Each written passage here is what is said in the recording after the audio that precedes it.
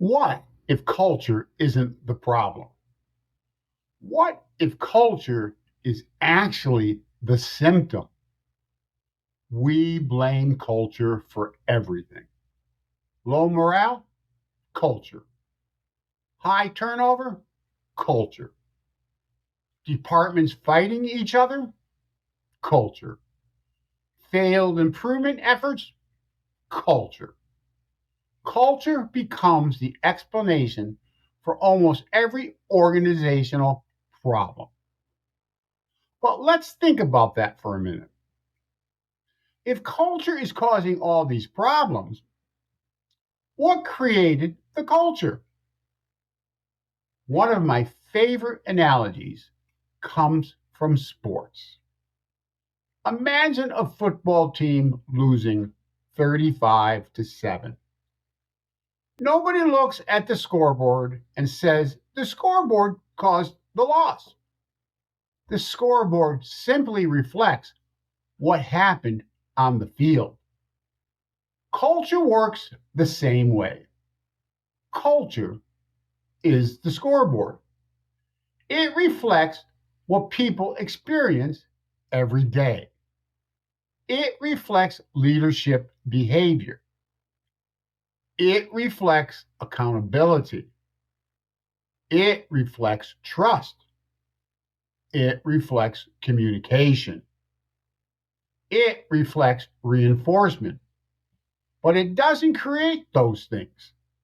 It reflects them. Culture didn't appear out of nowhere. People created it. Leadership reinforced it. Systems sustained it. So maybe culture isn't the starting point. Maybe culture is the outcome. In my experience, culture is usually built around four things: what leaders model, what gets reinforced, what gets tolerated, and what gets repeated. Let's look at each one. One, what leaders model. People watch leaders far more than they listen to them. A leader can talk about teamwork all day long, but if they blame people when things go wrong, the team learns blame. A leader can talk about trust, but if they micromanage every decision, the team learns control. People don't follow speeches. People follow examples. Two, what gets reinforced? This is where many organizations get into trouble. They say they value prevention, but they reward firefighting. They say they value teamwork, but they promote individual heroes. They say they value innovation, but they punish mistakes. Eventually, employees stop listening to what leadership says. They pay attention to what leadership rewards. Three, what gets tolerated?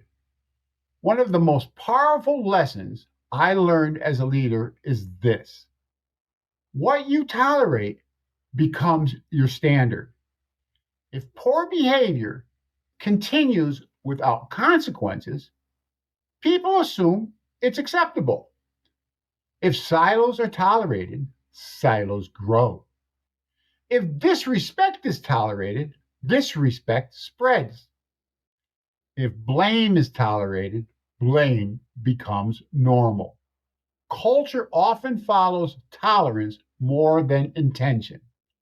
Four, what gets repeated? Repeated behaviors become habits. Repeated habits become norms. Repeated norms become culture. Most culture isn't intentionally designed. It evolves through repetition. People simply adapt to what they experience every day. That is why so many culture initiatives fail. Organizations create new slogans, new mission statements, new posters, new value statements. But the daily experience never changes. Employees quickly figure out whether leadership is serious. If the behaviors stay the same, the culture stays the same. Because culture isn't built by what is written on the wall, it's built by what happens in the hallway. So, what's the real root cause of poor culture?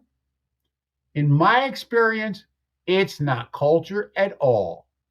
It's the behaviors, systems, reinforcement, and leadership practices that create the culture in the first place. Culture is simply the visible result. That's why culture change is so difficult.